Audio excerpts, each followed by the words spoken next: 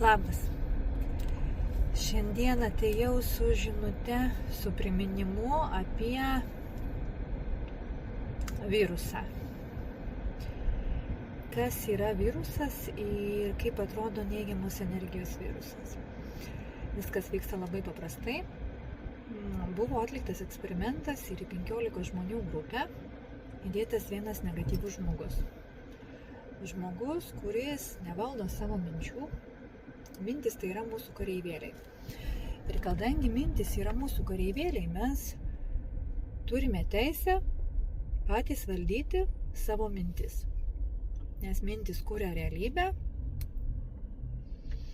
Tai paleista mintis, jinai tampa energija. Paleistas balsas per burną taip pat tampa energija.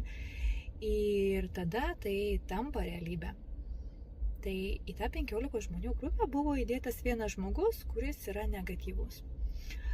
Rezultatas tas, kad visa grupė sugriuvo. Ir tai yra tik įrodymas, kad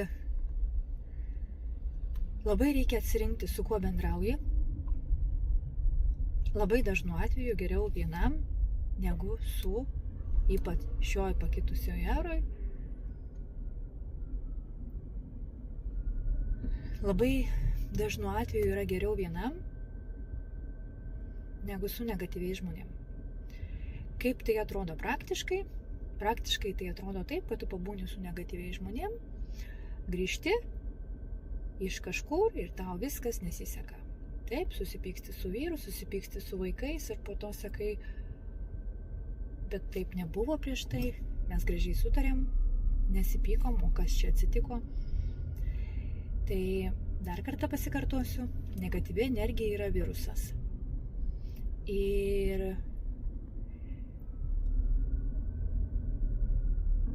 didelė rekomendacija naujoj pakitusioje eroj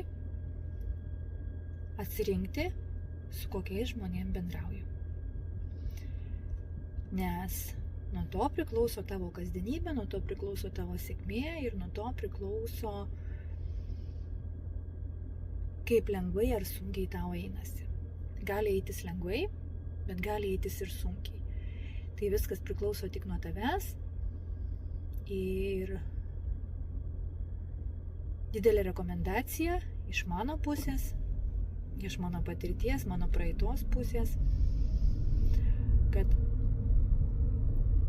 stengtis atsitraukti nuo negatyvių žmonių. Dažnai būna klausimas, kodėl mano tėvai, ne? Kodėl tėvai tokie.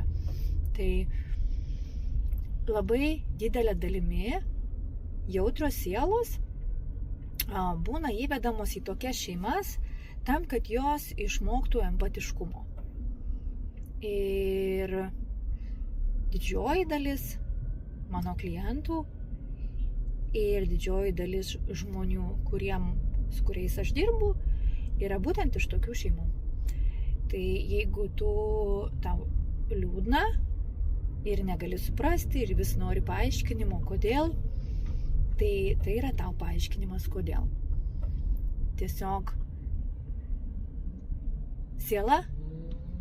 siela pasirinko tokią šeimą, ar ne? Tai yra vaikai ir vaikai pasirenka tėvus. Siela pasirinko tokią šeimą tam, kad išsiugdytų jautrumą, empatiškumą.